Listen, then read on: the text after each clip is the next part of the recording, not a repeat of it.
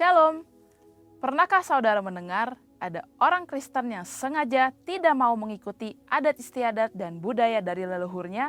Mereka pikir melakukan adat istiadat dianggap dapat mengganggu kerohanian dan terkait dosa okultisme. Sedangkan budaya dari nenek moyang dianggap kuno dan banyak tahayul. Nyatanya manusia tidak bisa lepas dari kebudayaan. Budaya adalah bagian penting dari kehidupan sosial yang membentuk peradaban masyarakat. Sebagai insan Pentakosta, seringkali kita dianggap terlalu modern dan cenderung meninggalkan kebudayaan kita, terutama dalam hal cara beribadah. Benarkah demikian? Lantas, bagaimana kita harus menyikapi kebudayaan dalam kehidupan kita sehari-hari? Dalam Voice of Pentecost kali ini, kita akan belajar mengenai bagaimana Tuhan Yesus menyikapi kebudayaan dalam kehidupan dan pelayanannya. Dari situ kita akan mengerti bahwa kita sebagai orang percaya hidup dalam kebudayaan di kehidupan sehari-hari.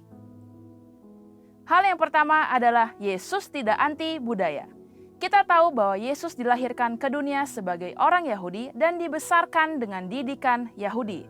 Misalnya ketika umur 12 tahun, Yesus selain pergi ke bait Allah sebagai salah satu ketaatan akan firman Tuhan, ia juga melakukan hal tersebut karena bagian dari melaksanakan kebudayaan Yahudi sebagai son of the law, yaitu kebiasaan orang Yahudi di mana laki-laki yang telah menginjak umur 12-13 tahun memiliki kewajiban untuk mengikuti kelas-kelas kerohanian di sinagoga pada hari Sabat.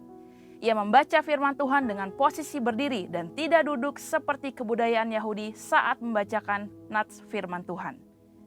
Hal-hal tersebut menunjukkan bahwa kita sebagai orang Kristen tidak perlu menghindari atau anti kepada suatu kebudayaan di mana kita berada. Justru dalam budaya tersebut mungkin terdapat nilai-nilai yang dapat membangun karakter seseorang seperti sopan santun dan bersikap baik di dalam masyarakat. Di sisi lain, orang yang tidak berbudaya dapat dianggap aneh dan sulit untuk diterima dalam suatu komunitas. Hal yang kedua, Tuhan Yesus menggunakan jalur budaya dalam menyampaikan firman Tuhan dan memberitakan Injil. Dalam pengajarannya, seringkali Yesus memakai latar kebudayaan Yahudi. Sebagai contoh, perumpamaan tentang 5 garis bijak dan 5 garis bodoh menunjukkan satu setting pernikahan dalam budaya Yahudi. Aplikasi dari ajaran Tuhan Yesus ini mengajarkan supaya orang percaya memiliki sikap berjaga-jaga dalam menanti kedatangan Tuhan sebagai mempelai pria. Hal ini membuat firman Tuhan yang Yesus ajarkan relevan dan lebih mudah dipahami oleh kehidupan kebudayaan Yahudi. Hal ini juga diajarkan oleh Rasul Paulus. Dalam 1 Korintus 9 ayat 19-23 dituliskan bagaimana Paulus ketika bersama dengan orang Yahudi, ia bersikap seperti orang Yahudi. Di sisi lain, di hadapan orang non-Yahudi, ia bersikap atau berbudaya seperti orang bukan Yahudi. Hal ini membuat Rasul Paulus dapat lebih diterima dalam misinya untuk mengabarkan Injil. Nah, itu kan dulu pada zaman Alkitab. Bagaimana dengan sekarang? Sebagai contoh, tindakan menusukkan sumpit di atas nasi yang ditaruh dalam mangkuk dalam budaya Chinese dianggap tidak sopan karena menyerupai dupa di tempat sembahyang orang meninggal. Sekalipun kita tidak percaya bahwa tindakan tersebut dapat mendatangkan kesialan, namun menjaga sikap dan perilaku sesuai budaya akan memudahkan kita untuk diterima dalam masyarakat dan lebih mudah untuk mengabarkan Injil kepada mereka. Bagaimana merayakan perayaan Imlek? Tidak jarang keluarga Chinese Kristen berdebat mengenai pro kontra dalam cara merayakannya, baik ditinjau dari sisi Kristen dan kebudayaan. Contoh-contoh ini menunjukkan kepada kita bahwa sebagai orang Kristen kita perlu mempelajari, mengerti, dan menghargai budaya yang ada tanpa mengorbankan iman percaya kita. Dengan mengikuti proses tersebut, maka iman kita tetap dapat dipraktikkan dengan benar, tetapi sekaligus ramah terhadap budaya di mana kita berada. Hal yang ketiga, Yesus menjadikan firman Tuhan sebagai landasan dalam berbudaya dan bertradisi. Selain memanfaatkan budaya, Yesus juga memperbarui budaya yang ada agar sesuai dengan kehendak Allah. Sebagai contoh, Yesus mengkritisi tradisi-tradisi yang disalahgunakan untuk mencari keuntungan bagi golongan tertentu. Misalnya, sistem penukaran uang di bait Allah dan konsep adat istiadat tentang persembahan kepada Allah yang mengabaikan sikap hormat kepada orang tua. Yesus menegur orang Farisi dan ahli Taurat yang mengajarkan adat istiadat buatan manusia namun mengabaikan perintah Allah. Yesus menekankan bahwa motivasi dalam menjalankan suatu tradisi haruslah untuk memuliakan Tuhan, bukan untuk kepentingan pribadi atau golongan. Hal ini sesuai dengan yang Yesus sampaikan bahwa Dia tidak datang untuk meniadakan hukum Taurat atau suatu budaya, tetapi Yesus ingin supaya budaya ada dalam posisi yang tepat, yaitu di atas dasar kasih kepada Allah dan kasih kepada manusia. Saudara, sebagai insan Pentakosta, kita tidak anti budaya. Kita justru dipanggil menjadi agen pembaharu budaya. Untuk penjelasan lebih lengkap dari tim teologi kami, silakan buka link yang ada di atas atau scan QR Code yang tersedia. Tuhan Yesus memberkati. Kami mengucapkan selamat siang, Happy Sunday, Shalom. Bisa sambil melambaikan tangan, katakan Shalom. Apa kabar saudara semuanya? Yang terkasih dalam nama Tuhan Yesus, luar biasa, amin. Haleluya, saya undang Bapak Ibu untuk bangkit berdiri bersama-sama. Saya melihat wajah-wajah yang penuh semangat dan penuh sukacita. Yang setuju katakan yes. Saudara, karena kita keluarga kudusnya Tuhan, mari saling menyapa, katakan hey apa kabar. Katakan Tuhan Yesus sangat baik. Atau Tuhan Yesus mengasihi kamu. Haleluya, katakan ada hey apa kabar, saudara, hey apa kabar. Tuhan Yesus mengasihi kita semuanya, haleluya. Haleluya, saya percaya setiap kita gak malu-malu, amin. Berapa banyak yang kita semua yang hadir rindu bertemu sama Tuhan dalam roh dan kebenaran, lambaikan tangannya dong. Haleluya. Saudara-saudara kalau lihat baju kita banyak merah-merah saudara, saya percaya minggu-minggu ini kita memperingati Imlek. Teman-teman ya, saudara semua ya, saya percaya ya setiap kita beroleh sukacita yang baru. Di minggu ini bahkan di tahun-tahun di hari-hari berikutnya, sukacita Tuhan berlimpah atas kita semua, amin. Haleluya. Kita akan mulai ibadah kita. Sebelum kita memulainya, kita akan memperkatakan dan mendeklarasikan Pentakosta ketiga dan Mazmur 91 dengan suara yang sangat dahsyat. Mari bersama-sama kita perkatakan Pentakosta ketiga, 3, 2, 1. Pentakosta ketiga adalah pencurahan Roh Kudus yang dahsyat di zaman ini, melebihi yang terjadi di Azusa Street. Pentakosta ketiga akan mengakibatkan penuaian jiwa yang terbesar dan yang terakhir sebelum Tuhan Yesus datang kembali. Pentakosta ketiga akan membangkitkan generasi Yeremia, yaitu anak-anak muda yang dipenuhi Roh Kudus, cinta mati-matian kepada Tuhan Yesus, tidak kompromi terhadap dosa, dan akan bergerak untuk memenangkan jiwa. Pentakosta ketiga lahir di Indonesia dan bergerak ke bangsa-bangsa. Gerakan ini dari timur ke barat dan akan kembali ke Yerusalem. Pentakosta ketiga akan memberikan kuasa untuk menyelesaikan amanat agung, dan setelah itu Tuhan Yesus datang kembali. Mazmur 91, 3, 2, 1. Orang yang duduk dalam lindungan yang maha tinggi dan bermalam dalam naungan yang maha kuasa akan berkata kepada Tuhan, tempat perlindunganku dan kubu pertahananku, Allahku yang kupercayai. Sungguh dialah yang akan melepaskan engkau dari jerat penangkap burung, dari penyakit sampar yang busuk. Dengan kepaknya ia akan menudungi engkau, di bawah sayapnya engkau akan berlindung. Kesetiaannya ialah perisai dan pagar tembok. Engkau tak usah takut terhadap kedahsyatan malam, terhadap panah yang terbang di waktu siang, terhadap penyakit sampar yang berjalan di dalam gelap, terhadap penyakit menular yang mengamuk di waktu petang. Walau 1.000 orang rebah di sisimu dan 10.000 di sebelah kananmu, tetapi itu tidak akan menimpamu. Engkau hanya menontonnya dengan matamu sendiri dan melihat pembalasan terhadap orang-orang fasik. Sebab Tuhan ialah tempat perlindunganmu, yang maha tinggi telah kau buat tempat perteduhanmu. Malapetaka tidak akan menimpa kamu, dan tulah tidak akan mendekat kepada kemahmu. Sebab malaikat-malaikatnya akan diperintahkannya kepadamu untuk menjaga engkau di segala jalanmu. Mereka akan menatang engkau di atas tangannya, supaya kakimu jangan terantuk kepada batu. Singa dan ular tedung akan kau langkai. Engkau akan menginjak anak singa dan ular naga. Sungguh hatinya melekat kepadaku, maka aku akan meluputkannya. Aku akan membentenginya, sebab ia mengenal namaku. Bila ia berseru kepadaku, aku akan menjawab. Aku akan menyertai dia dalam kesesakan. Aku akan meluputkannya dan memuliakannya. Dengan panjang umur akan kukenyangkan dia, dan akan kuperlihatkan kepadanya keselamatan daripadaku. Tepuk tangan setiap janji Tuhan, setiap rencana Tuhan atas setiap kita, amin. Haleluya. Tuhan terima kasih, kami bersyukur buat kasih dan setiamu Tuhan dalam hidup kami. Terima kasih buat kebaikan-Mu, berkat dan rahmat-Mu yang selalu sempurna. Tuhan, Kau limpahkan atas setiap kami. 1 minggu sudah berlalu, kami melihat kedahsyatan Tuhan yang terjadi dalam kehidupan kami. Kami tetap percaya Allah kami turut bekerja di dalam segala sesuatu untuk mendatangkan kebaikan bagi setiap kami yang mengasihi Engkau. Tuhan, terima kasih buat keluarga kami. Tuhan, terima kasih buat pekerjaan usaha kami. Tuhan, terima kasih buat orang terkasih kami.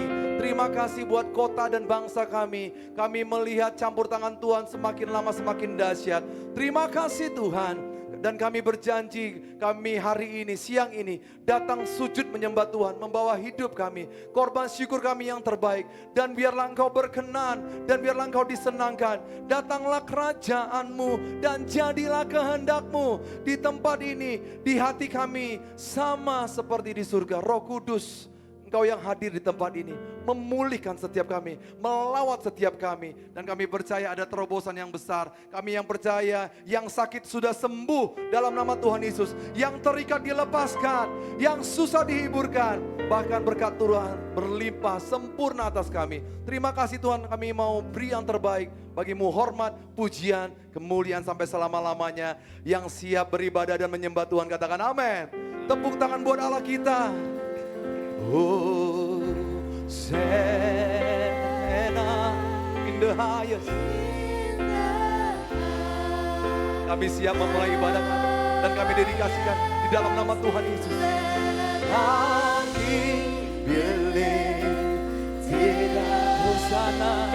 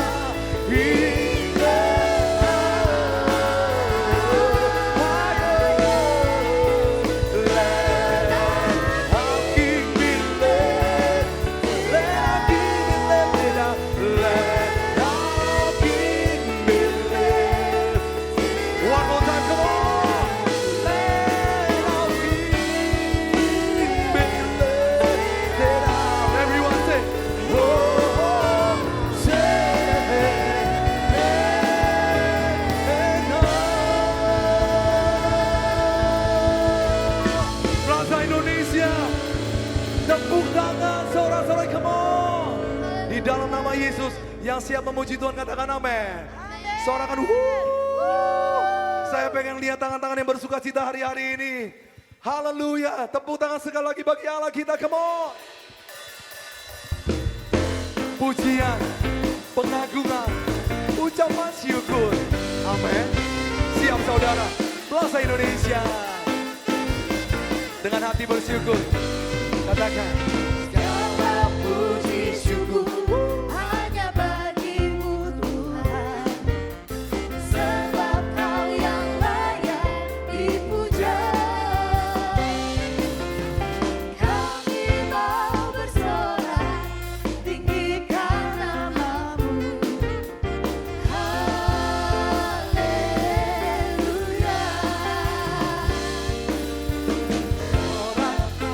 Haleluya. Soraklah, haleluya, haleluya. Soraklah, haleluya, soraklah, haleluya, haleluya. Haleluya. Siap saudara. Haleluya. 一起歌颂赞美，都为我主我的神。 Come on. 你是配的歌颂与赞美，我们高声呼喊，高呼耶稣生命。 Haleluya. 哈利 Siap. 赞美主。赞美主，赞美主，哈利路亚，哈利路亚，赞美主，哈利路亚，赞美主，哈利路亚，哈利路亚。 Rayakan kebaikan Tuhan, sukacita yang besar bagi Raja. Tepuk tangan sama-sama. Soraklah, haleluya. Di atas kepala tinggi-tinggi dong. Dahsyat. Haleluya. Plaza Indonesia suaranya lagi. Soraklah, haleluya. Soraklah, haleluya. Saudara siap, kita ke sebelah sini. Chan Meiju, haleluya, say. Chan Meiju, Sebelah sini, Chan Meiju, haleluya. tengah-tengah. Haleluya. Siap-siap, ke kiri dulu. Putar-putar saudara. Chan Meiju, haleluya. Come on, Chan Meiju, haleluya. come on. Haleluya. Haleluya. Haleluya. Sembala Raja. Haleluya.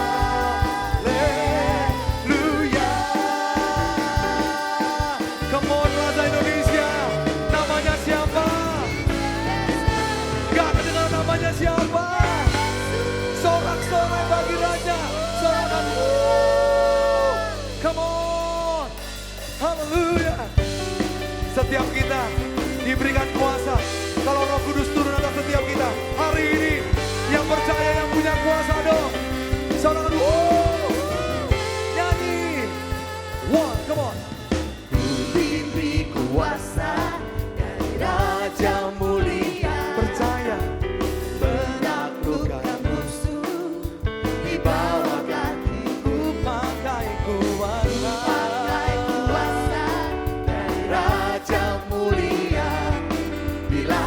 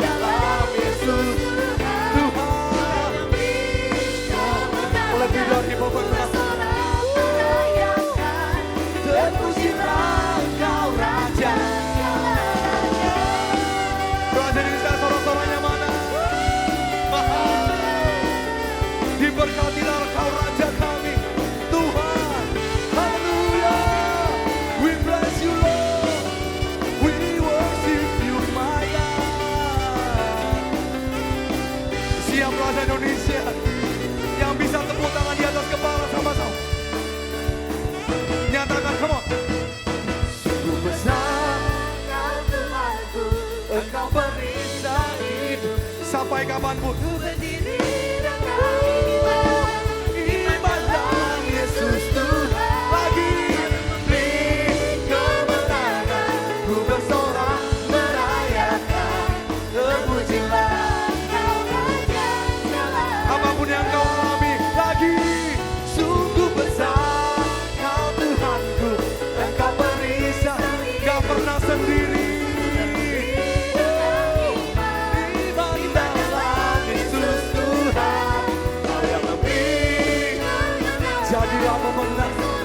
Merayakan, terpujilah Engkau Raja. That's right. Come on. Terpujilah Engkau Raja. Terpujilah Engkau Raja, segala raja.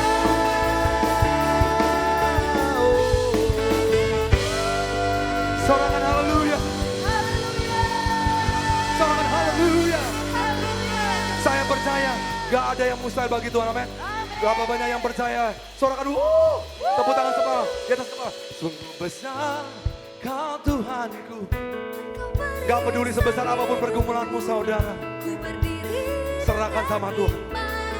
iman dalam Yesus Tuhan. Dalam keluargamu, dalam pekerjaanmu, dalam perjodohanmu, serahkan sama yang dahsyat. Come on. Are you ready, church? Yang berjiwa muda, sekali lagi. Come on.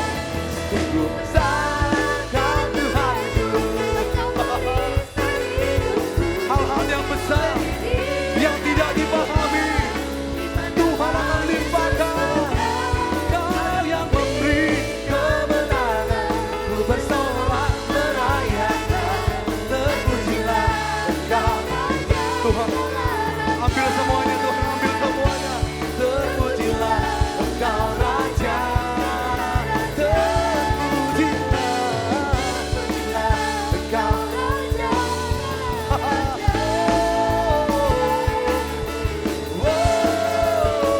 Lagi. Yesus namanya. Plaza Indonesia, come on. Sorangan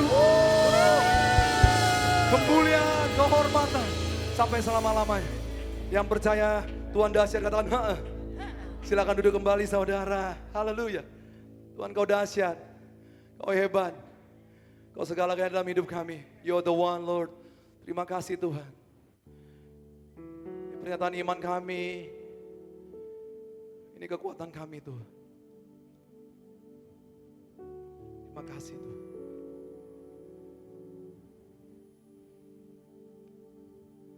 Apapun yang terjadi di dalam hidupku, selalu ku berkata, Tuhan Yesus baik. Yang wanita nyanyikan sama-sama. Yang terjadi. Yang terjadi, tetap ku berkata, Tuhan Yesus baik. Tuhan Yesus baik. Ku sembah. Ku sembahkan, tak dapat ku membalas kasih-Mu. Ku sembahkan, Tuhan, ku sembahkan Bapa. kerinduan kami. Ku rindu selalu menyenangkan. Yang mau menyenangkan hati Tuhan, bolehkah kita berikan tepuk tangan sekali lagi? Bersama-sama nyanyikan dengan dahsyat. Apapun yang terjadi di dalam hidupku, selalu ku berkata, Tuhan Yesus Dalam roh baik. kebenaran, bertemu muka dengan muka dengan Dalam segala hal yang terjadi, tetap ku berkata, Tuhan Yesus baik. nyatakan sama Tuhan. Ku sembahkan, ku sembahkan.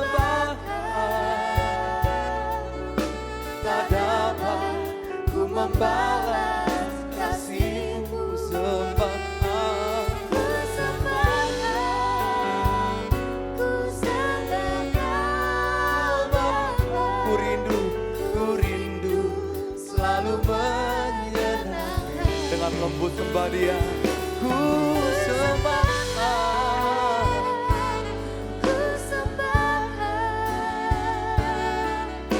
Tak dapat ku membalas kasih-Mu.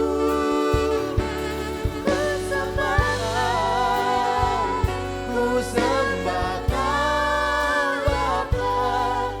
Ku rindu selalu menyenangkan-Mu.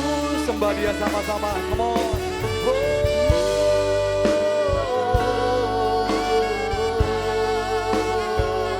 Engkaulah kebenaran kami, Engkaulah sukacita kami, Engkaulah keselamatanku.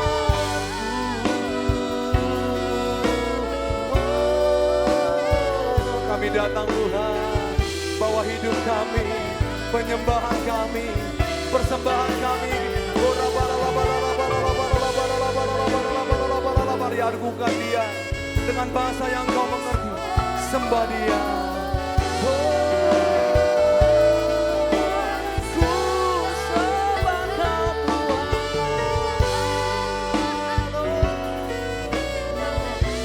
Sampai selama-lamanya kami bawa semuanya dalam doa dan pengharapan kami. Ku sembah Kau, Yesus. Ku sembah Kau, ku sembah Kau. Tak dapat ku balas, tak dapat ku membalas, ku tak dapat balas.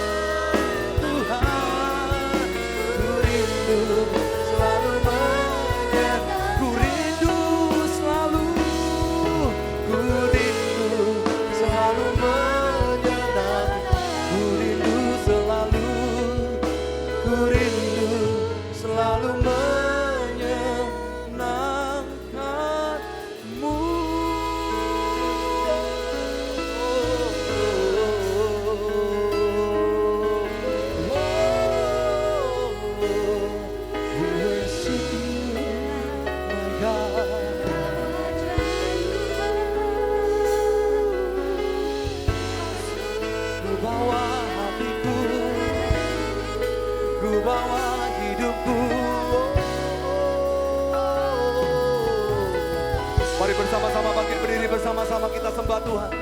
Kau ku tinggikan, Kau ku muliakan,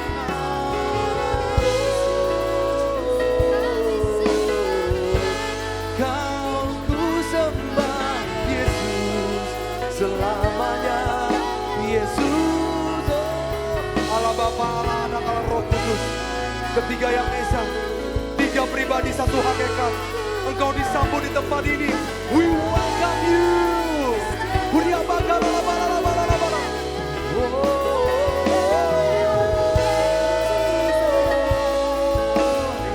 The highest, the highest. You're the one, you're the one.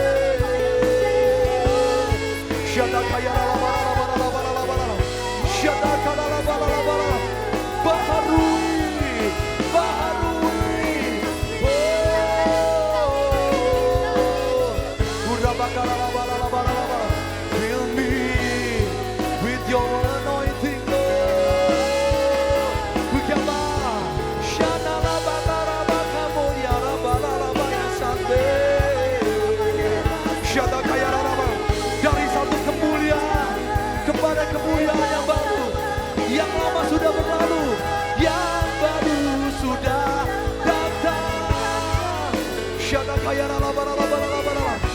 Shada kaya la bara la. Oh. Shada la bara la bara. Ku bawa hati kami bawa hidup kami Tuhan, menyembah-Mu. Oh,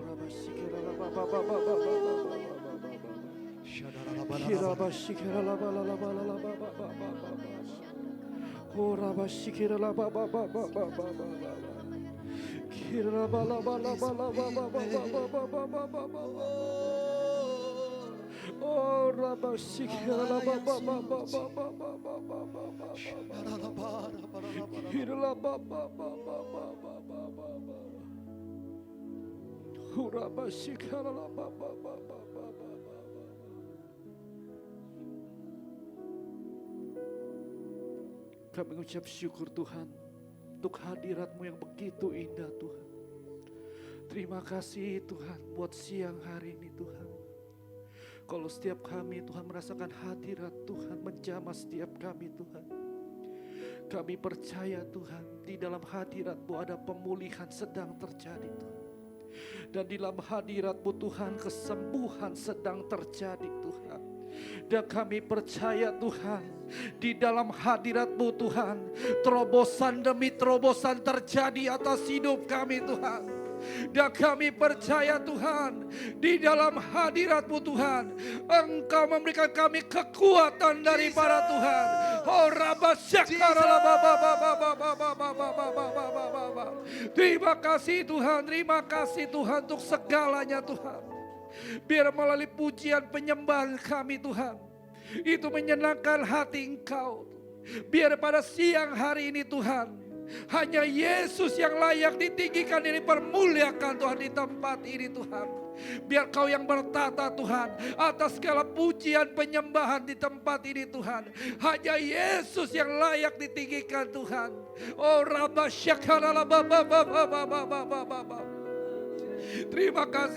terima kasih Tuhan untuk hadirat-Mu yang begitu indah Tuhan. Terima kasih Tuhan, terima kasih Tuhan. Dan saat ini kami mengatakan kami Tuhan, kami mau berdoa buat bangsa kami Indonesia Tuhan.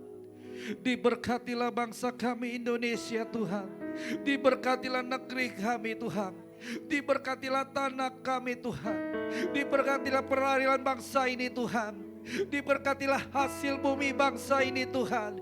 Diberkatilah segala aspek yang ada di bangsa ini Tuhan. Kami mau lepaskan berkat. Diberkatilah bangsa kami Indonesia. Biar Indonesia semakin diberkati Tuhan. Berlimpah-limpah Tuhan. Kami percaya Tuhan kaki dian-Mu ada di bangsa ini Tuhan. Engkau yang menyertai bangsa kami. Engkau yang menuntun bangsa kami. Bahkan Engkau yang melindungi bangsa kami Tuhan.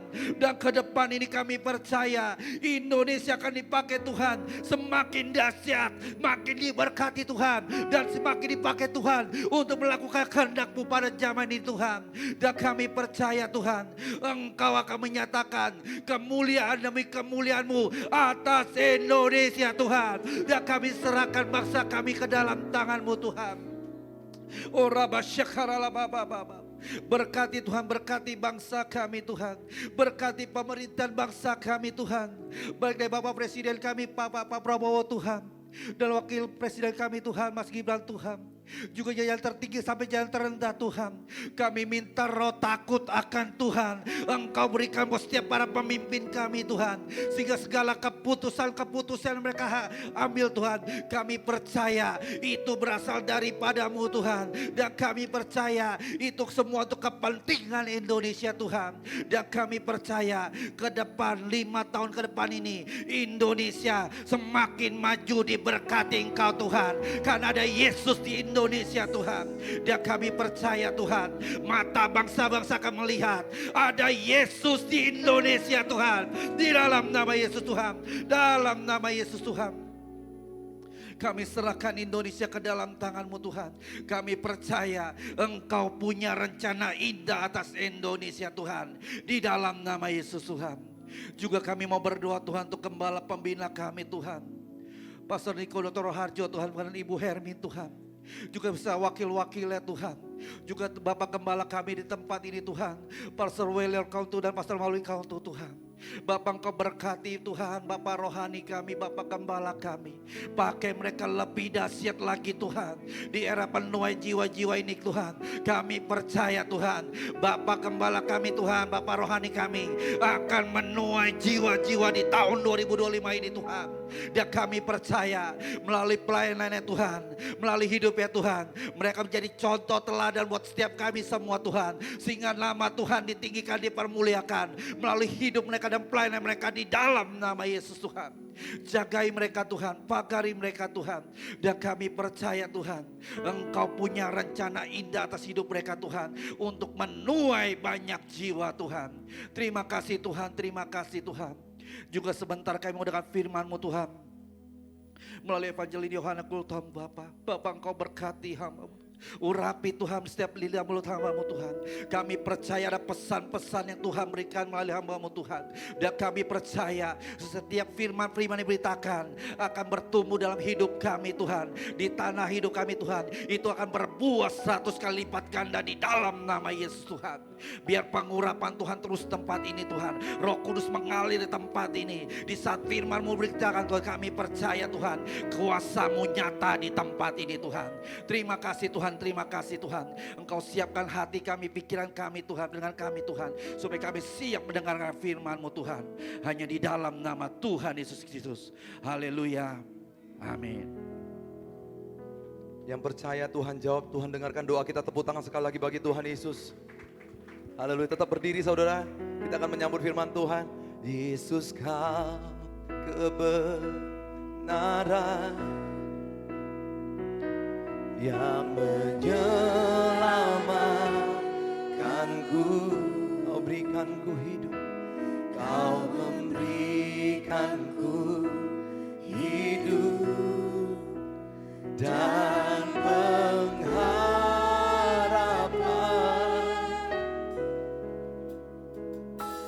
Ku ikut kehendak-Mu,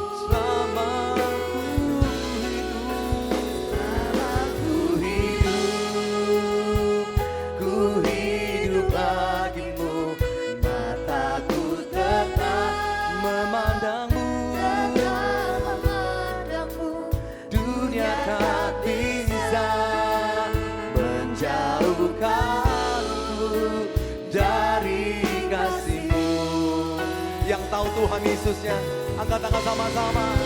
Kalau ku hidup bagimu, hatiku tetap menyembahmu, menjauhkanku dari kasih-Mu.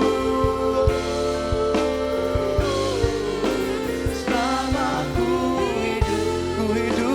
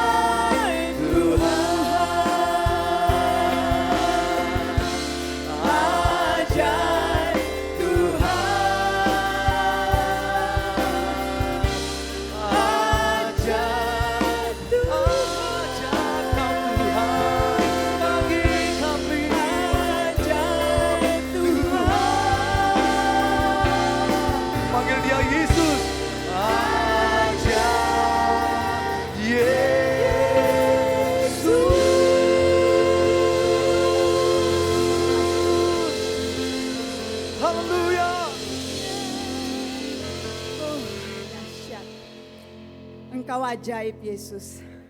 Engkau yang sudah membawa kami masuk ke 2025, Engkau ajaib. Kami melihat betapa Engkau setia dan Engkau tidak pernah berubah. Dengan satu pengharapan itu kami percaya Tuhan, di tahun ini kami juga akan mengalami anugerah demi anugerah. Engkau terus akan membawa kami masuk ke dalam rencana kemenangan-Mu. Terima kasih ya Tuhan. Kalau sebentar kami akan mendengarkan firman, kami undang Roh Kudus ambil alih acara ini. Biar kami boleh mempersiapkan hati kami yang terbaik Tuhan. Sehingga setiap benih firman itu akan jatuh di tanah hati yang baik. Yang akan menghasilkan buah sampai ratusan kali lipat. Terima kasih Tuhan. Urapan-Mu ada di dalam setiap kami dan biarlah itu bekerja untuk menerima yang daripadamu. Kami mau menerima pewahyuan baru Tuhan. Yang akan membawa kami berkemenangan di tahun ini. Kami undang Roh Kudus berbicara. Kami siap mendengar. Di dalam nama Yesus sama-sama kita katakan amin. Haleluya. Shalom Bapak Ibu semua. Hari yang baik. Tahun yang baik. Saya percaya kita semua ada di tempat ini untuk menerima yang terbaik dari Tuhan. Amin. Puji Tuhan, nama saya Yohana Gultom, bisa dipanggil Hana. Sehari-hari saya bekerja sebagai dosen di Fakultas Ekonomi dan Bisnis, tapi saya juga terpanggil untuk selalu melayani Tuhan. Ya, jadi ada satu ministry yang Tuhan percayakan kepada saya, satu hati memberkati negeri. Kami melayani pemuritan kepada gereja-gereja di pelosok-pelosok dan juga kelompok marginal. Dan juga ada satu ministry yang Tuhan percayakan dan akan segera kami lahirkan, yaitu Sekolah Karis Academy. Jadi sekolah yang luar biasa, saya percaya ini visi yang Tuhan sudah kasih dari 2010. 2025 saya begitu bersemangat, so excited karena akan lahir visi yang baru. Visi itu akan dilahirkan menjadi satu kenyataan. Dan saya percaya ini bukan cuma untuk saya saja.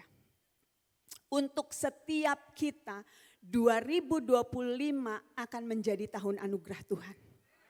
Amin. 2025 rancangan Tuhan dikatakan di dalam firman Yeremia 29 ayat 11 ya. Rancangan Tuhan atas kita tuh rancangan damai sejahtera. Bukan rancangan kecelakaan. Untuk mendatangkan hari depan yang penuh pengharapan. Artinya apa? Artinya Tuhan itu akan selalu punya rancangan yang baik untuk kita.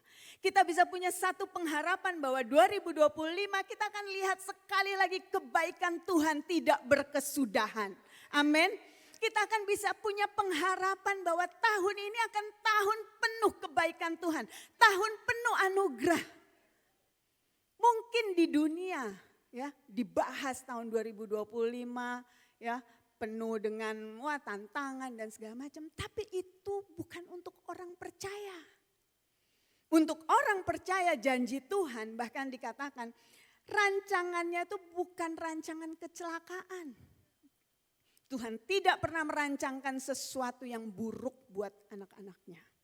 Tuhan gak pernah rancangkan sakit penyakit, Tuhan gak pernah rancangkan kejatuhan, Tuhan gak pernah rancangan kepailitan.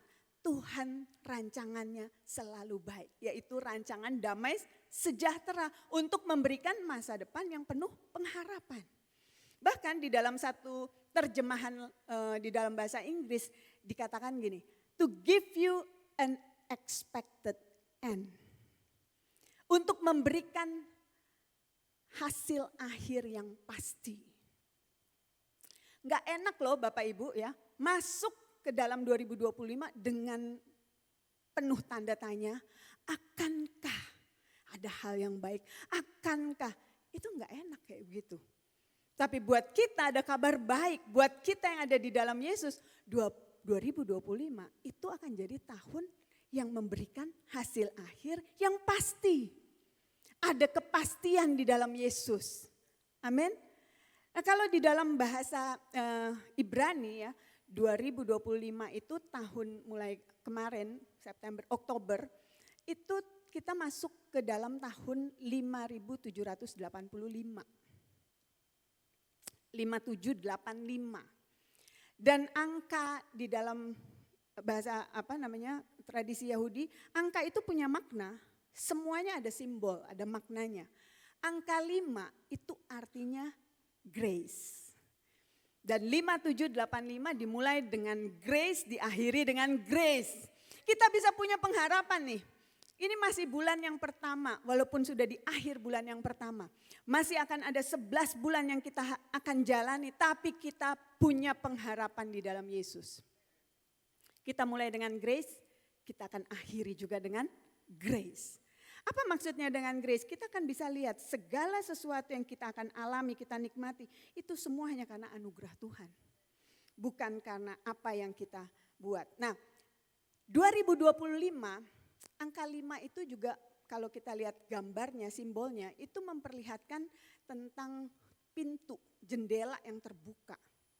Jadi, saya percaya apa yang kita imani, kalau kita betul-betul sungguh-sungguh imani, tahun ini akan ada banyak pintu-pintu, jendela-jendela yang terbuka buat kita. Kita bisa menikmati janji-janji Tuhan. Itu semua hanya anugerah. Bukan karena perbuatan kita, bukan karena kebenaran kita, bukan karena kita ini saleh. Tapi itu semua karena anugerah. Hanya melalui iman kita kepada Yesus yang sudah berkata di kayu salib, it is finished. Amin. Karena kita harus mengerti, saya mau bawa kita semua hari ini bicara tentang prepare your heart to receive from God. 2025 akan menjadi tahun yang paling excited ya, sangat bersemangat kita ya untuk melihat bagaimana rencana Tuhan itu digenapi. Apa yang akan kita alami di tahun 2025. Tapi di sini Tuhan mau bicara tentang hati. Sebelum saya masuk ke hati, saya mau bicara dulu. Apa yang Tuhan taruh di dalam hati saya adalah don't limit him. Jangan batasi dia. Mau seperti apa hidupmu tahun ini, jangan batasi Tuhan. Itu udah bukan masalahnya Tuhan lagi. Karena Yesus sudah selesaikan semuanya di kayu salib. Dan dikatakan semua janji Tuhan adalah ya di dalam Kristus. Amin. Semua janji Tuhan. Bahkan Efesus 1 ayat 3 itu bilang terpujilah Allah Bapa Tuhan kita Yesus Kristus yang di dalam Kristus telah menganugerahkan segala berkat rohani di sorga di dalam Yesus. Artinya apa? Dia sudah selesaikan semuanya. Tuhan sudah berikan segala berkat rohani itu di dalam Kristus.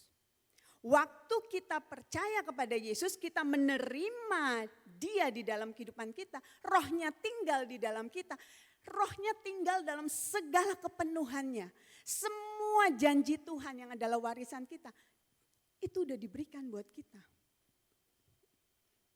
Tapi sifatnya masih roh, karena roh Allah yang ada di dalam kita, ya enggak? Nah waktu kita masuk ke dalam tahun ini, kita perlu tahu bahwa Tuhan bilang, don't limit me. Jangan batasi aku, apa yang kamu imani itu yang terjadi. Waktu kita mengerti bahwa rancangan Tuhan damai sejahtera, kita gak akan tunduk terhadap apapun berita, kabar-kabar yang ada di sekitar kita. Karena kita punya firman Tuhan. Amin. Nah ini yang penting, bagaimana kita tahu rancangan Tuhan itu rancangan damai sejahtera, mau memberikan kepada kita hari depan yang penuh pengharapan. Tuhan tuh gak pernah naik turun.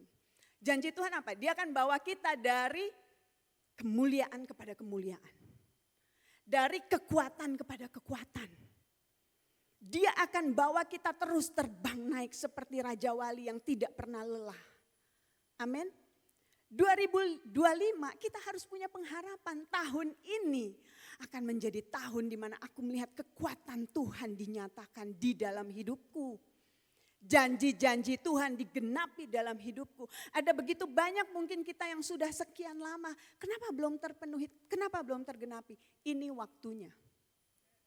Waktu kita tangkap firman Tuhan, ada rancangan damai sejahtera yang Tuhan rencanakan dalam kehidupan kita, kita tangkap, kita imani, kita akan bisa nikmati hari ini, tahun ini. Nah masalahnya Yang sekarang saya ingin kita sama-sama untuk mempelajarinya. Iman itu bukan masalahnya lagi. Karena buat kita di sini semua yang siapa yang sudah menerima Yesus, percaya kepada Yesus sebagai Tuhan dan Juru Selamat, artinya kita semua punya iman. Semua yang tadi angkat tangan punya iman. Iman itu pemberian dari Tuhan.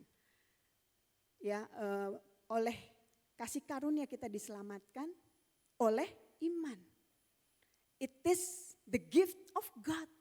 Itu adalah anugerah Tuhan. Bukan hanya karena kasih Tuhan, kasih karunia-Nya, iman itu pun juga anugerah.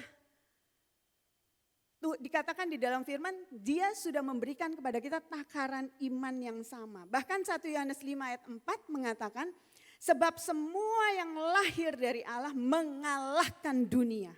Setiap kita yang sudah lahir baru, artinya menerima Yesus, mengakui Dia sebagai Tuhan dan Juru Selamat kita, percaya di dalam hati bahwa Dia telah dibangkitkan, kita terima Dia sebagai Tuhan dan Juru Selamat, artinya di sini dikatakan semua yang lahir dari Allah telah mengalami kelahiran baru, mengalahkan dunia. Dan inilah kemenangan yang mengalahkan dunia, iman kita. Artinya setiap kita sudah diberikan takaran iman untuk percaya bahkan walaupun kita nggak melihat, kita percaya bahwa Yesus, Dia adalah Tuhan. Dia mati dan Dia sudah dibangkitkan. Amin. Tapi masalahnya di sini bukan iman. Untuk kita bisa mengalami janji Tuhan masuk ke dalam 2025, mengalami janji Tuhan, melihat kemuliaan Tuhan. Faith is not your problem. The problem is your heart. Karena hati ini unik sekali. Ya, semakin saya renungkan, saya makin memahami. Hati, kita punya hati ya. Hati itu bicara tentang apa? Pikiran kita, jiwa kita gitu ya. Hati kita dirancang itu untuk menumbuhkan, untuk bisa menumbuhkan apapun yang masuk ke dalamnya. Ya, kita lihat prinsip di dalam Markus 4 ayat 26 sampai 28. Ini bicara tentang kerajaan Allah. Yesus, firman Tuhan kan bilang gini, kerajaan Allah tuh udah ada di dalam kita. Ya enggak? Kita sudah, waktu kita percaya Yesus, kita dipindahkan dari kerajaan kegelapan masuk ke dalam kerajaan anaknya yang kekasih. Bicara kerajaan itu bicara tentang sistem. Kita sudah ada di dalam kerajaan anaknya yang kekasih. Di dalam kerajaan itu rajanya siapa? Yesus. Hukumnya apa? Firman. Kita di dalam kerajaan itu seperti penegak-penegak hukumnya. Apa yang Tuhan firmankan, kita yang memastikan bahwa firman itu terjadi di bumi seperti di sorga. Ya kan? Nah, tadi kerajaan bicara tentang ada rajanya Yesus, ada hukumnya. Caranya gimana? Hukumnya iman. Waktu kita punya iman, maka kita bisa lihat apapun yang kita imani terjadi. Waktu kita beriman kepada janji Tuhan tentunya, ya, firman Tuhan. Nah, tapi di sini Yesus lagi mau menjelaskan bagaimana prinsip bekerja kerajaan itu. Dikatakan kerajaan itu seumpama orang yang menabur benih di tanah, lalu pada malam hari ia tidur dan pada siang hari ia bangun dan benih itu mengeluarkan tunas dan tunas itu makin tinggi, bagaimana terjadinya dia nggak tahu. Tapi pokoknya pasti tumbuh, ya.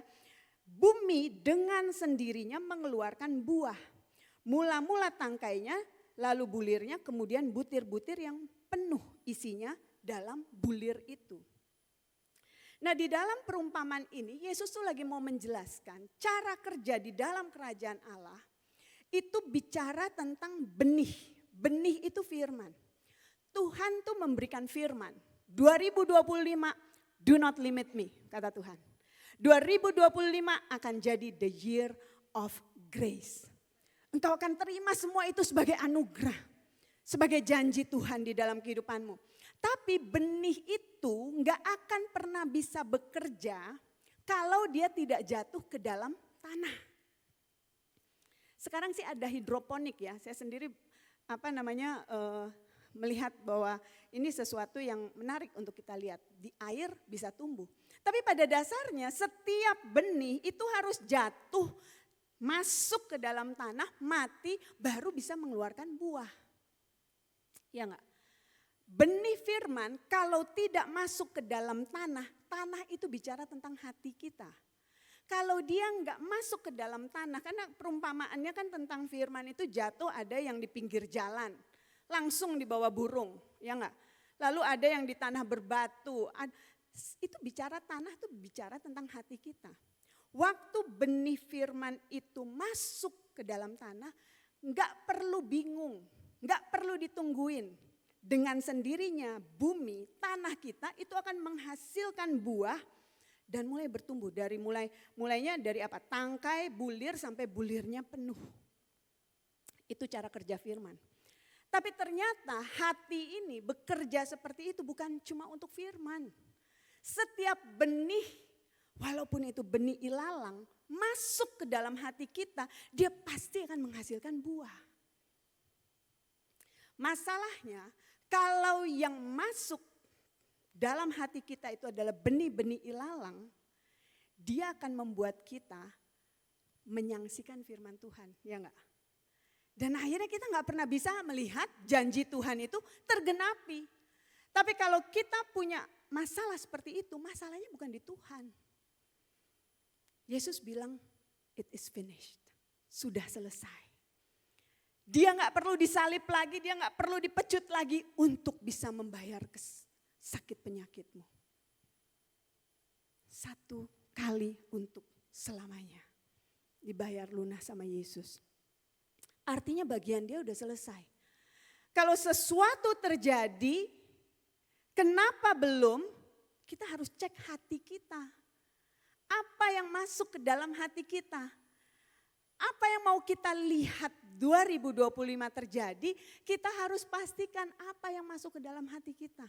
Firman Tuhan berkata di Amsal, as a man think in his heart, so is he.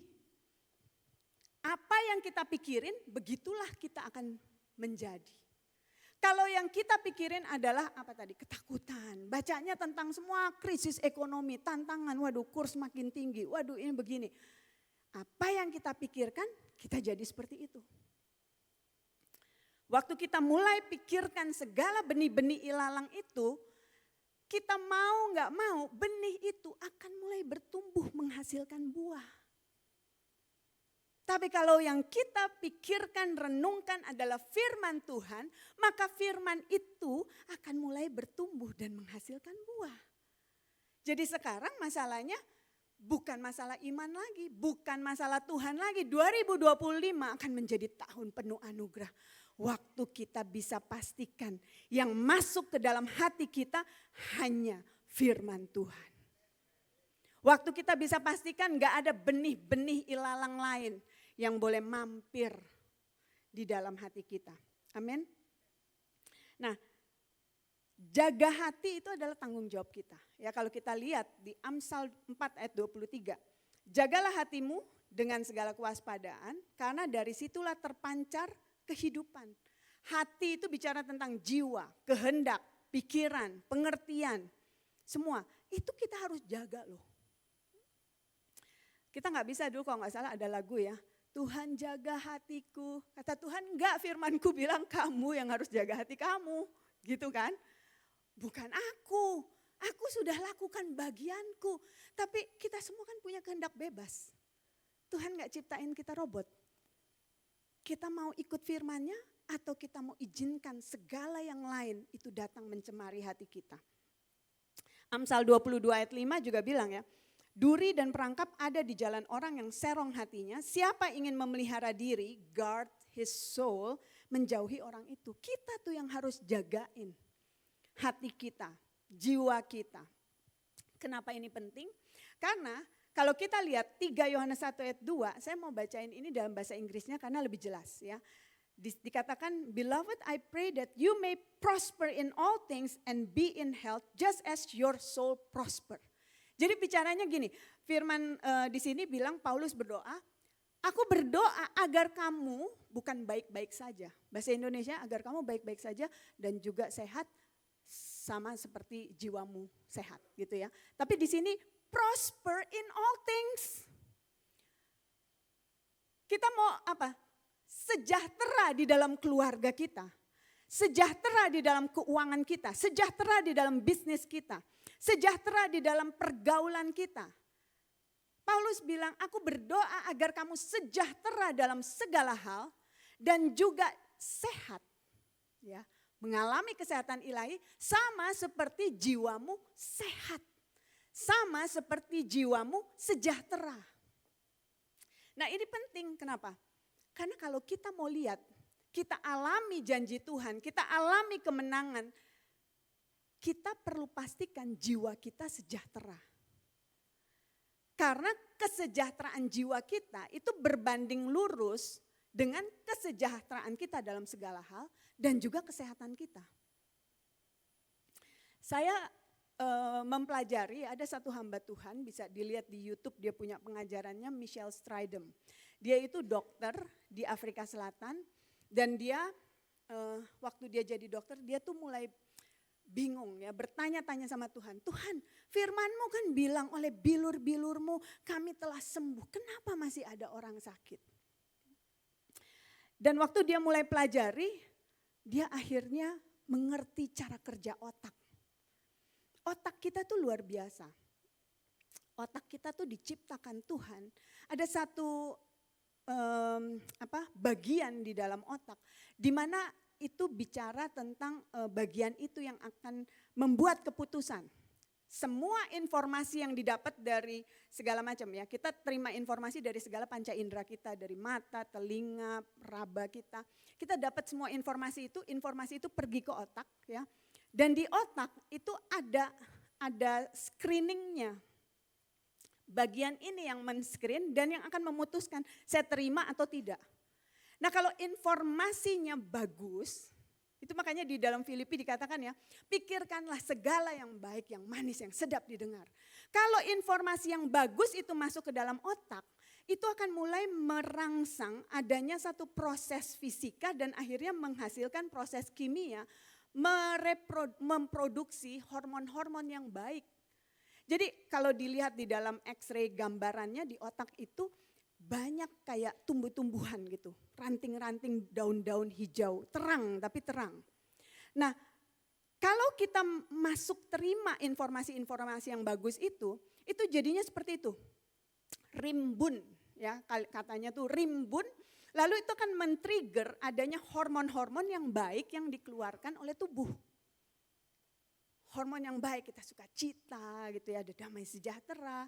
Nah tapi kalau ada informasi-informasi negatif, misalnya ketakutan, yang mengkhawatirkan ya, yang menimbulkan kemarahan, kebencian, itu diterima ya, kita nggak tangkal, kita nggak tangkis pemikiran-pemikiran seperti itu, tapi kita terima, malah kita renungkan, gitu ya.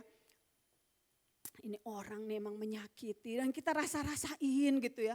Aduh apa yang dilakukan 20 tahun yang lalu masih dirasa-rasain gitu sampai sekarang gitu. Nah itu akan men-trigger ya di dalam otak itu justru ada kayak semak belukar. Jadi kalau di foto itu kelihatannya gelap. Nah semak belukar ini akan men-trigger hormon-hormon yang tidak baik buat tubuh kita. Hormon-hormon yang akhirnya membuat apa? Stres, depresi. Dan itu semua akhirnya mempengaruhi kesehatan kita.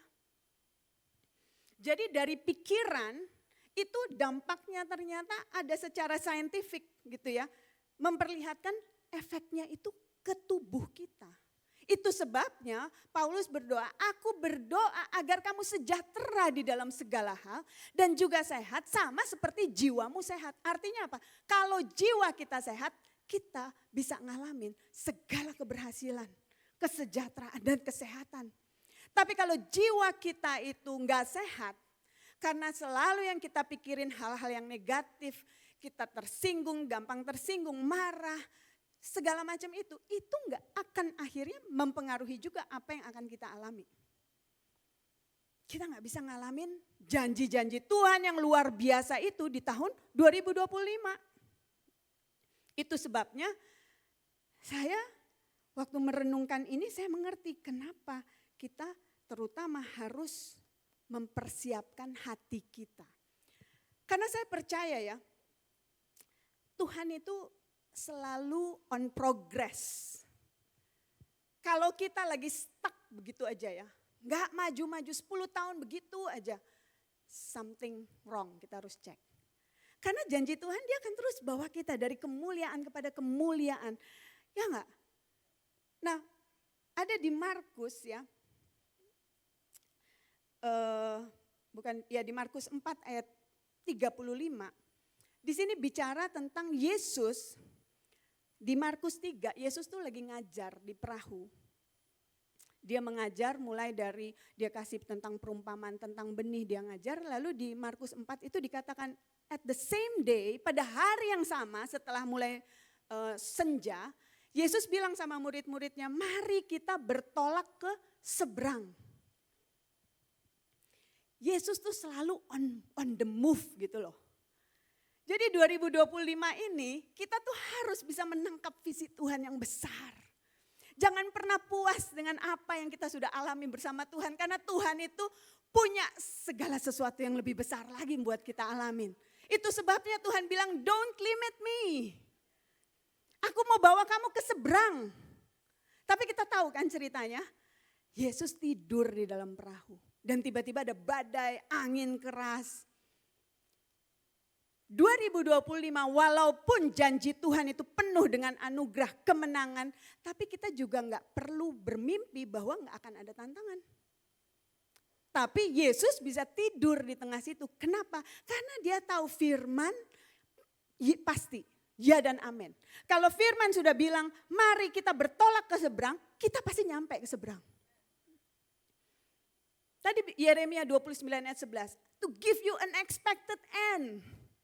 Kita bisa masuk, kalaupun ada angin, ada badai, kita gak perlu takut. Kita bisa tetap tidur karena kita tahu dia yang menyuruh kita pergi ke seberang, kita pasti sampai ke seberang. Karena di dalam Markus 5-nya dibilang, waktu mereka sampai ke seberang. Jadi apapun yang akan terjadi, kita harus bisa punya perspektif, aku akan sampai ke seberang. Dan terima kasih untuk apapun ini karena justru di tengah badai, di tengah angin aku akan melihat kemuliaan Tuhan. Aku bisa berkata ini semua karena anugerah. Aku bisa mengalami kejadian-kejadian yang buat dunia mustahil. Tapi karena aku percaya kepada dia yang berkata mari kita bertolak ke seberang. Aku akan lihat, aku akan sampai ke seberang. Saya rasa kita kalau hidup ya, semuanya kayaknya aduh gak ada tantangan, gak ada apa, itu gak enak, ya gak? Hidup itu karena kalau gak ada tantangan, kita gak ngelihat tangan Tuhan bekerja. Kita pikir semuanya karena kekuatan kita, oh ya udah aman-aman aja. Tapi justru waktu ada angin badai itu di situ waktunya. Yesus bilang jangan takut. Kita harus bisa tidur sama seperti Yesus tidur. Tidur itu bicara no toiling. Enggak ngoyo. Kita dengan iman, kita berjalan dengan iman tetap tenang, tetap teguh. Karena kita tahu dia yang berjanji, aku sekali-kali tidak akan meninggalkan engkau. Aku sekali-kali tidak akan membiarkan engkau. Dan dia ada di dalam kita. Dia yang bahkan berkata, aku telah mengalahkan dunia, tinggal di dalam kita. Oh, badai mana yang terlalu besar untuk roh yang ada di dalam kita itu. Untuk bisa menanggulangi itu semua. Dan dia mau kita sama seperti dia tinggal tenang sampai kita nanti tiba di seberang. Dan untuk itu masalahnya bukan iman but hati kita. Ya, hati kita tuh seperti apa? Iman bukan masalahnya tapi hati kita yang saat ini menjadi hal yang perlu kita jaga. Itu sebabnya saya semakin mengerti ya Roma 12 ayat 1 sampai 2. Dulu saya nggak paham ya kenapa Tuhan mau saya jadi living sacrifice gitu ya. Tapi sekarang saya semakin mengerti karena ternyata living sacrifice itu bicara tentang, ya, di situ ya Roma 1, ayat 12 ayat 1 dibilang, Paulus berdoa supaya kamu mempersembahkan tubuhmu sebagai persembahan yang hidup. Kudus, berkenan, itu adalah ibadahmu yang sejati.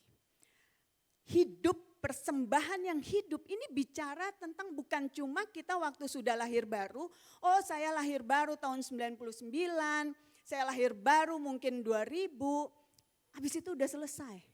Persembahan yang sejati, ya, a living sacrifice itu bicara tentang sesuatu yang continue. Berlanjut hari demi hari, kita harus bisa mempersembahkan tubuh kita sebagai persembahan yang hidup hari demi hari, menjaga hati kita, menjaga pikiran kita, itu harus hari demi hari. Gak bisa cuma tahun lalu aja selesai.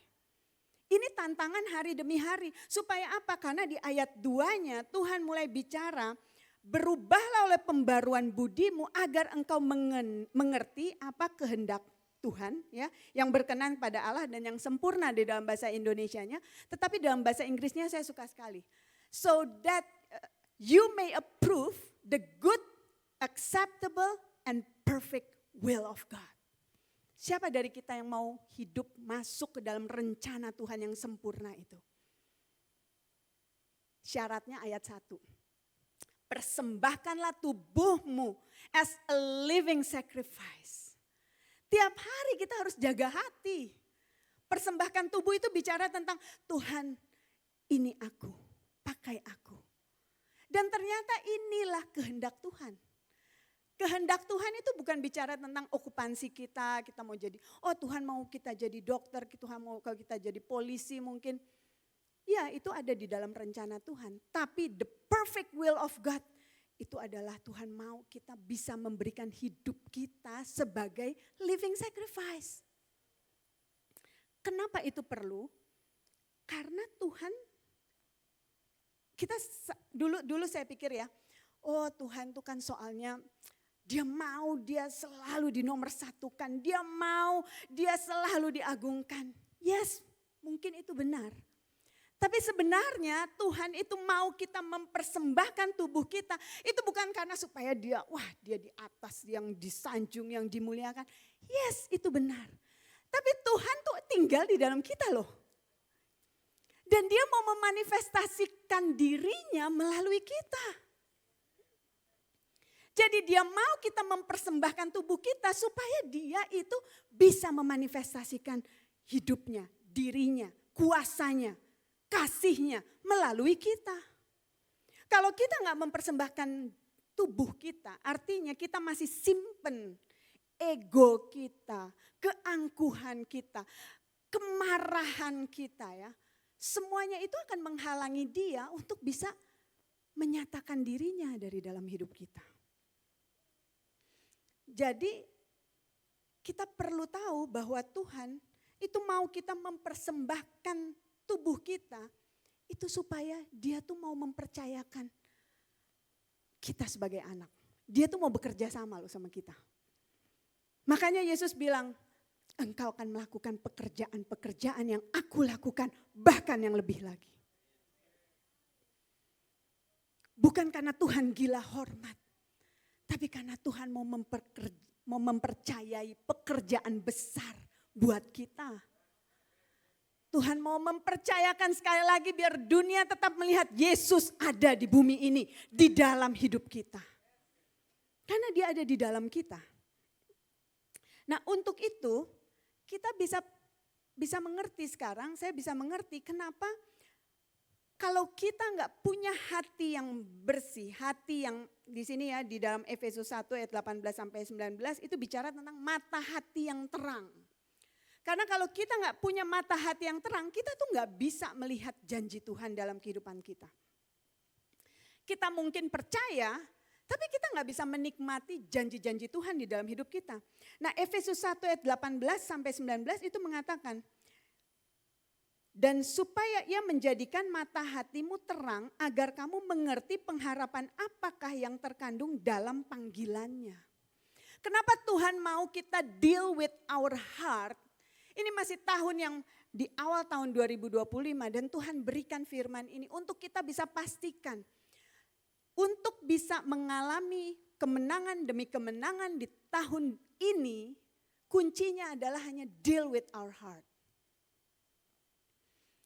Kenapa? Karena kalau kita jaga hati kita dengan penuh kewaspadaan, kita bisa punya mata hati yang terang.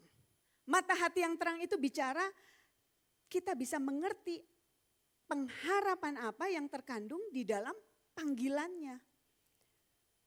Ada pengharapan, Christ in you is the hope of glory. Kristus yang ada di dalam kita itu adalah pengharapan akan kemuliaan. Kemuliaan seperti apa yang engkau inginkan di tahun 2025, engkau harus bisa lihat dulu. Kalau engkau nggak bisa lihat dengan mata hatimu, engkau nggak bisa dapat.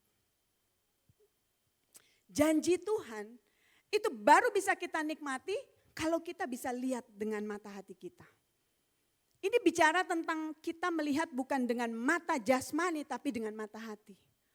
Mungkin masih ada pergumulan doa ya untuk keluarga dimenangkan. Kalau pakai mata kasat mata mungkin kita lihat masih jauh banget ya. Masih begini, masih jauh. Tapi kita harus bisa mulai melihat dengan mata hati kita bagaimana Tuhan mengasihi keluarga kita itu. Bagaimana Tuhan sudah mati buat dosanya. Bagaimana Tuhan tidak akan pernah menyerah. Bagaimana satu saat dia akan datang kepada Yesus. Kita harus bisa lihat dengan mata hati kita. Mau punya bisnis, Tuhan janji akan membawa kita. Karena tahun ini saya percaya juga tahun pemindahan kekayaan bangsa-bangsa masuk ke dalam rumah Tuhan. Amin. Tapi kita harus bisa mulai lihat dengan mata hati kita dulu. If you cannot see with your heart, you cannot get it. Itu pentingnya imajinasi. Waktu iman itu baru bekerja kalau ada pengharapan. Ya enggak? Iman itu dasarnya pengharapan. Pengharapan itu bicara tentang kita ada punya pengharapan akan satu kondisi yang bisa kita lihat dengan mata hati kita. Baru kita bisa sampai ke situ. Nah kalau hati kita masih nggak beres, di sini Paulus bilang, aku berdoa supaya ia menjadikan mata hatimu terang, agar kamu mengerti pengharapan apa yang terkandung di dalam panggilannya. Tuhan punya panggilan atas setiap kita. Gak ada yang biasa-biasa, panggilan Tuhan semuanya indah. Rencananya di dalam hidup kita rancangan damai sejahtera. Membawa hari depan yang penuh pengharapan buat kita. Nah waktu kita gak bisa melihat itu dengan mata hati kita gak bisa melihat panggilan yang luar biasa itu. Karena di ayat ini juga dikatakan betapa kayanya kemuliaan bagian yang ditentukannya bagi orang kudus. Ini bicara apa sih? Bagian. Betapa kayanya kemuliaan. Jadi kemuliaan itu luar biasa mulianya. Bagian itu bicara tentang inheritance, warisan. Oh Tuhan tuh lagi, Paulus berdoa gini. Aku berdoa Tuhan membuka mata rohanimu agar kamu bisa melihat betapa mulianya kekayaan warisan yang kau terima di dalam Yesus. Janjinya itu luar biasa. Dan hanya dengan mata hati yang terang kita bisa melihat janji Tuhan yang begitu mulia. Warisan kita di dalam Yesus yang dikatakan semua janji Allah di dalam Kristus adalah ya. Dan betapa hebat kuasanya bagi kita yang percaya. Dan bukan cuma ngasih warisannya, dia juga kasih kepada kita otoritas. Betapa hebat kuasanya bagi kita yang percaya, yaitu sesuai kekuatan kuasanya yang dikatakan dipakai untuk membangkitkan Yesus dari antara orang mati. Dan dia dudukkan di sebelah kanan Bapa di sorga jauh lebih tinggi dari segala kuasa, kerajaan, penguasa, dan setiap nama yang dapat disebut. That powerful. Keren banget. Saya kemarin dalam perjalanan ya, saya dari Amerika ke sini perjalanan panjang, dengerin firman, saya pakai selalu untuk dengerin firman. Saya karena mau melahirkan sekolah itu ya, saya dari Saya nggak bilang saya nggak punya apa-apa, saya punya Bapa yang punya segala sesuatu. Amin.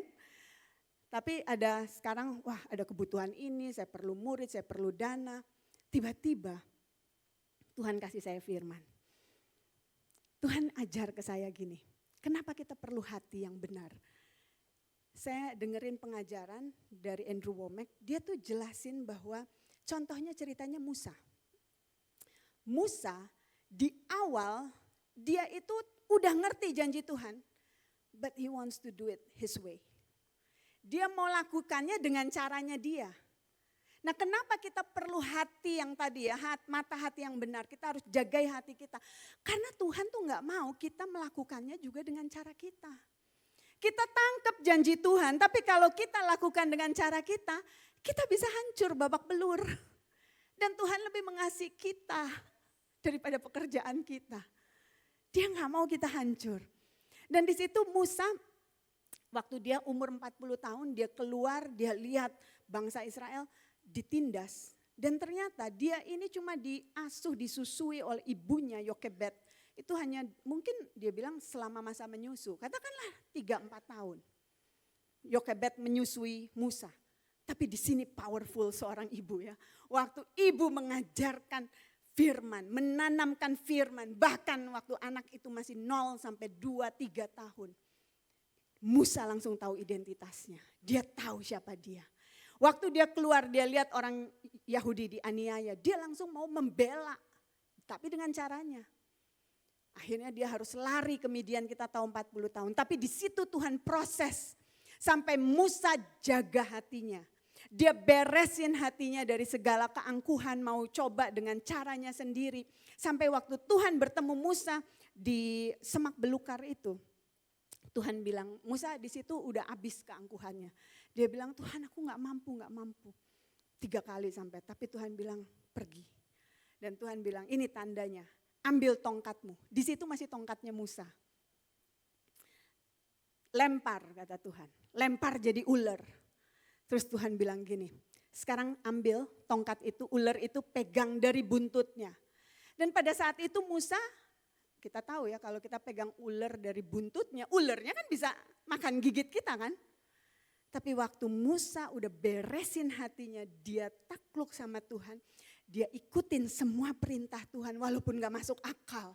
Dia pegang itu ular mulai dari buntutnya, tiba-tiba berubah jadi tongkat. Berubah lagi jadi tongkat dan semenjak itu Musa bilang, this is the rod of God. Tongkatnya Tuhan. Dan Tuhan tuh bicara di dalam hati saya, aku sudah berikan kamu tongkat. Itu bicara tentang otoritas.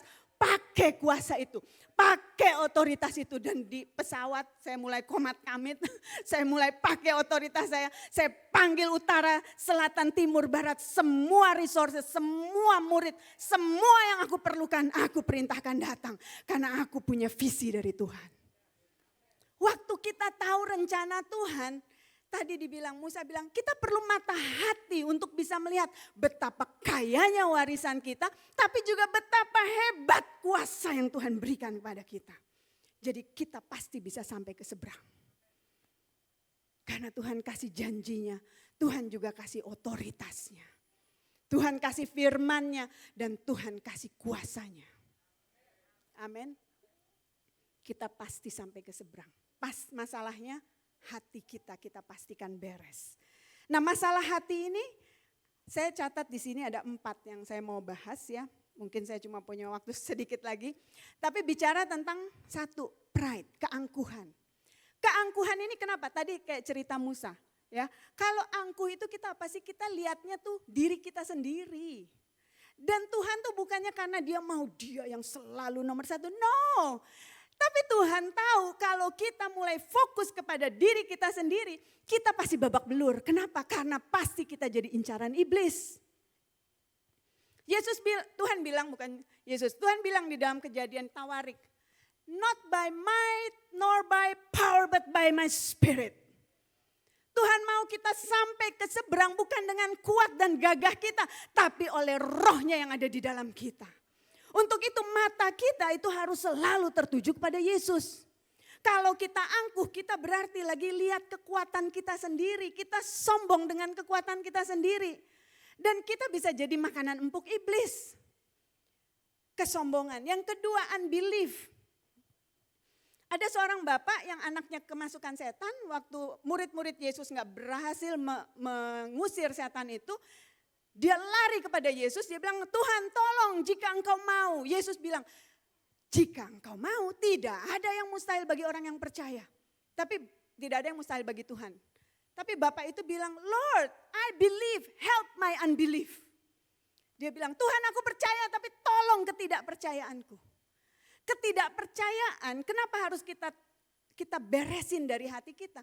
Karena ketidakpercayaan itu bicara tentang kita cuma bisa melihat masa ini, kita nggak bisa melihat masa depan. Kita cuma bisa melihat apa yang terjadi di sekeliling kita, fakta, kita nggak bisa melihat janji Tuhan. Dan kalau kita nggak beresin, kita nggak akan bisa melihat janji Tuhan itu tergenapi. Karena si bapak itu bilang, Lord I believe, help my unbelief. Ternyata di dalam saat yang sama, di dalam seseorang, dia bisa punya iman seperti kita semua punya iman kepada Yesus Kristus, tetapi juga ada ketidakpercayaan. Nah kalau ketidakpercayaan ini begitu besar, dia akan melumpuhkan iman kita sehingga kita nggak bisa lihat janji Tuhan itu digenapi. Kita harus beresin unbelief. Ketiga, unforgiving. Nggak mau mengampuni. Ini bicara tentang kita fokus ke masa lalu. 20 tahun yang lalu dia begitu menyakiti saya, masih kita omongin sekarang. Luar biasanya tadi ya ternyata fungsi otak setelah saya dapat informasi, saya pelajari fungsi otak itu luar biasa.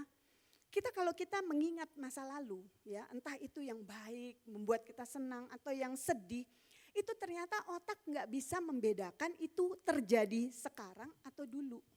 Efeknya tetap sama. Kalau kita terus pikir-pikirin bagaimana dia kemarin tuh menyakiti saya, bagaimana ini telah menipu saya segala macam. Efeknya sama ke otak. Bikin tadi semak belukar dan akhirnya keluarlah hormon-hormon yang membuat stres, depresi dan akhirnya sakit penyakit. Itu sebabnya kalau kita tidak mengampuni, kita sedang membunuh diri kita sendiri. Kita lagi terus melihat ke belakang, padahal Tuhan mau kita lihat ke depan. Padahal Tuhan punya rencana yang luar biasa di depan. Tapi karena kita gak mau belajar mengampuni, kita cuma lihat ke belakang aja. Kita gagal melihat rencana Tuhan di depan. Yang keempat, hati yang mengeras, hardened heart. Ya, hardened heart itu bicara tentang Matius 13 ayat 15, sebab hati bangsa ini telah menebal. Telinganya berat mendengar, matanya melekat tertutup. Kita akhirnya gak bisa dengar firman Tuhan, kita gak bisa ngelihat janji Tuhan. Kenapa bisa terjadi hardened heart? Karena kita gak mau ikuti tuntunan hati nurani kita. Karena seringkali Roh Kudus bicara lewat hati nurani kita. Waktu Tuhan bilang pergi, beri, ampuni, melangkah. Kita harus mulai punya kepekaan untuk ikuti saja, taat saja. Supaya hati kita gak mengeras. Sampai akhirnya Tuhan dong ngomong lagi, kita udah gak bisa dengar. Amin. Yang terakhir saya akan tutup di sini. Ternyata Tuhan lebih mementingkan hati kita daripada pelayanan kita. Daripada apa yang kita lakukan karena dia mengasihi kita. Dia mau kita beresin hati kita. 1 Korintus 13 ayat 3 bilang, jikalau aku sedekahkan segala hartaku, menjamu orang miskin. Dan jika aku serahkan tubuhku dibakar sekalipun, tetapi aku tiada menaruh kasih, niscaya satu pun tiada berfaedah bagiku. Kenapa sih Tuhan mau kita beresin hati? Karena lebih daripada semua achievement, keberhasilan itu, Tuhan mau kita. Tuhan gak mau kita hancur. Tuhan gak mau kita dapat promosi tapi habis itu kita hancur.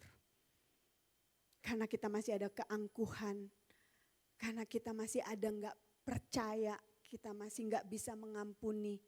Tapi Tuhan mau hari ini, mari sama-sama kita pastikan gak ada benih-benih ilalang yang kita izinkan ada di dalam hati kita. Karena kita mau bertolak ke seberang. Karena kita mau melihat bagaimana tahun ini kita buka dengan anugerah Tuhan. Dan kita akan tutup dengan anugerah Tuhan. Karena kita mau pastikan di sepanjang tahun ini kita akan tidur di buritan seperti Yesus. No toiling, gak ada kerja keras, berletih, lesu, susah payah. Tapi kita dengan iman mau melangkah, melihat janji Tuhan itu digenapi. Amin. Hati yang menjadi masalah. Dan kita sama-sama mau pastikan, Tuhan, aku mau pastiin hatiku ini bersih. Biar mata hatiku terang, aku bisa melihat janjimu 2025. Dan aku bisa mengerti kuasa seperti apa yang kau berikan kepadaku. Dan aku mau pakai kuasa itu memastikan badai berhenti. Angin ribut berhenti, diam. Dan kita akan sampai ke seberang. Satu hal, waktu kita sampai ke seberang, waktu Yesus sampai ke seberang. Di cerita ini, itu Yesus ketemu orang gila di Gerasa. Orang gila ini, akhirnya kita tahu ceritanya ya. Disembuhkan, dipulihkan, dia mau ikut Yesus. Yesus bilang, tidak, kembali ke sanak saudaramu, beritakan apa yang Tuhan sudah kerjakan. Dan luar biasanya orang gila ini dikatakan pergi ke Dekapolis. Dekapolis bicara tentang 10 kota. 10 kota dia menuai di sana. Oh, waktu kita beresin hati kita, 2025 akan menjadi tahun tuaian besar. 2025 Tuhan akan percayakan kepada kita ikan-ikan untuk dituai. Waktu kita mau dengar, kita bisa tangkap rencana Tuhan. Kita bisa lihat dengan mata hati kita seperti Petrus. Petrus bilang, Tuhan, aku telah berusaha, kami telah berusaha semalam suntuk, kami gak dapat ikan. Tapi at your word, I will throw the net, kata Petrus. Atas firman-Mu itu aku akan lepaskan jalaku. Dan kita tahu ceritanya bagaimana dia menuai begitu banyak ikan sampai perahunya mau roboh, mau tenggelam. Itu yang akan terjadi dalam kehidupan kita. Waktu kita mau terus berjalan, kita akan lihat sampai di seberang ada kemuliaan. Sampai di seberang ada mujizat. Sampai di seberang ada banyak tuaian. Sampai di seberang ada kemenangan demi kemenangan menanti kita. Amin. 2025 tahun yang excited. Saya mau undang kita semua bangkit berdiri. Mari kita berdoa. Bapa, kami mengucap syukur Tuhan, firman yang telah disampaikan kami mau tangkap Tuhan. Karena rancangan-Mu adalah rancangan damai sejahtera, Engkau tidak pernah merancangkan satu kecelakaan apapun. Karena firman-Mu Yesus sendiri yang berkata pencuri datang hanya untuk mencuri, membunuh, membinasakan. Tetapi aku datang untuk memberikan engkau hidup dan hidup yang berkelimpahan. Bapa, at thy word kami mau lepaskan iman kami bekerja. Atas firman-Mu itu kami mau lepaskan iman kami bekerja. Kami mau percaya Tuhan. 2025 kami akan melihat hidup dan hidup yang berkelimpahan akan kami alami di dalam Kristus Yesus. Terima kasih Tuhan, terima kasih ya Bapak. Kami mau pastikan kami jagai waspada hati kami ini Tuhan. Kami mau pastikan segala benih-benih ilalang untuk kami hancurkan di dalam nama Tuhan Yesus. Kami mau punya hati yang merdeka, kami mau punya hati yang hanya tertuju kepada firman-Mu. Terima kasih Tuhan. Karena kami tahu ya Bapak, anugerah demi anugerah akan kami lihat terjadi dalam hidup kami. Dan kami akan sampai di seberang. Kami akan sampai di seberang bukan dengan kuat dan gagah kami, tapi oleh Roh-Mu yang ada di dalam kami. Terima kasih Tuhan, terima kasih ya Bapa. Hamba-Mu telah selesai menyampaikan firman. Ya Bapa, biarlah setiap benih yang saat ini sudah ditabur, dengan begitu saja akan terus berbuah. Menghasilkan buah sampai ratusan kali lipat. Bapak, jemaat-Mu di tempat ini tidak akan pulang sama seperti mereka datang. Mereka akan terus berpengharapan bahwa ada hari depan yang penuh kemenangan Tuhan di 2025 ini. Terima kasih ya Tuhan, terima kasih ya Tuhan. Kami mau serahkan hidup kami ke dalam tangan-Mu. Kami mau pastikan biar Engkau terus menuntun setiap langkah kami. Di dalam nama Yesus, sama-sama kita katakan amin. Haleluya. Kami mengucap syukur Tuhan untuk sore hari ini Tuhan. Terima kasih untuk firman-Mu Tuhan. Kami percaya di tahun ini Tuhan, kami akan menuai jiwa-jiwa Tuhan. Dan di tahun ini juga Tuhan, kami akan menuai berkat-berkat Tuhan. Terima kasih Tuhan untuk firman-Mu Tuhan. Kami percaya Tuhan, inilah tahun rahmat Tuhan, tahun pembebasan Tuhan, tahun kemenangan untuk setiap kami Tuhan. Dan kami percaya Tuhan, di tahun 2025 ini adalah tahun berkat buat setiap kami Tuhan. Terima kasih Tuhan, kami telah selesai buat sore hari ini Tuhan. Dan sebentar kami mau pulang, Kau tutup bungkus kami dengan kuasa darah Yesus Tuhan. Biar kami pulang ke rumah kami Tuhan, dalam keadaan selamat, dalam perlindungan Tuhan. Dan kami percaya sepanjang minggu ini Tuhan, 1 minggu ke depan ini Tuhan, ada berkat-berkat Tuhan, ada terobosan demi terobosan, ada kemenangan demi kemenangan, bahkan ada mujizat demi mujizat kami akan terima di minggu ini Tuhan. Terima kasih Tuhan, terima kasih. Sebenarnya kami mau pulang Tuhan, mari kita saudara-saudara kasih Tuhan, kita angkat kedua tanganmu untuk terima berkat daripada Tuhan. Saudara-saudara kasih Tuhan, angkatlah kedua tanganmu, terimalah berkat anugerah yang berlimpah-limpah dari Allah Bapa. Kasih yang sempurna dalam Yesus Kristus, persekutuan manis dengan Roh Kudus menyertai, menuntun, memberkati kita mulai hari ini sampai Maranatha. Tuhan Yesus datang kedua kalinya, bahkan sampai selama-lamanya. Yang sudah terima berkat di dalam nama Yesus, katakan amin. Saling